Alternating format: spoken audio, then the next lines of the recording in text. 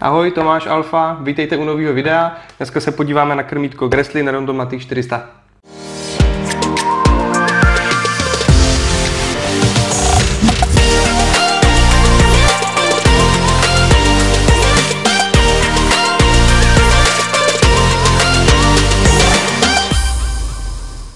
Tak podíváme se dovnitř, co se ukrývá v krabičce.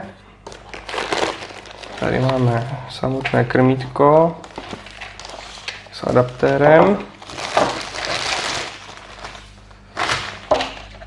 Jak je vidět, kabel je tam napevno.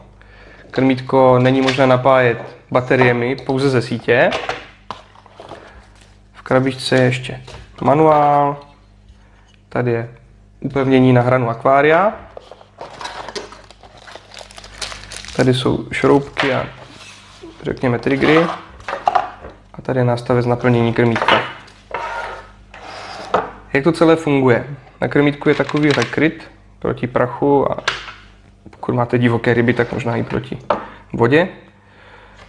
Misky s krmením se jednoduše plní pomocí tohoto nástavce. Mělo by to být dost jednodušší. A samotné nastavení krmítka funguje přes tyto spínací hodiny, kde jednoduše tady tím otočným kolečkem nastavíte aktuální čas. Krmítko tím pádem bude vědět, kolik je hodin. A v přiloženém sáčku jsou takovéhle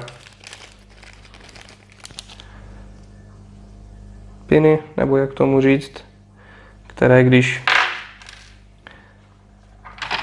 zastrčíme tady do těch krajních dírek těch spínacích hodin, tak to znamená, že v tento daný čas se má nádobka s krmivem vysypat. Máme jich tady 1, 2, 3, 4, 5, s tím, že je potřeba myslet na to, že rozestupy mezi jednotlivými krmeními musí být minimálně 2 hodiny. Není to kvůli rybám, ale kvůli funkčnosti toho krmítka, aby to opravdu sklopilo tu nádobku s tím krmivem. Co se týká uchycení, tak ho buď můžete dát na krycí sklo, anebo upevnit na hranu akvária. Je vidět, že tomu nebude dělat problém i různě široká stěna skla, na rozdíl třeba od teploměru. Je tady takový jednoduchý šroubek, tady je závit, takže to se jednoduše zašroubuje a krmítko se posadí na hranu akvária. Naplníte, nastavíte časovač, přikryjete a mělo by to fungovat. To je k tomuhle krmítku všechno.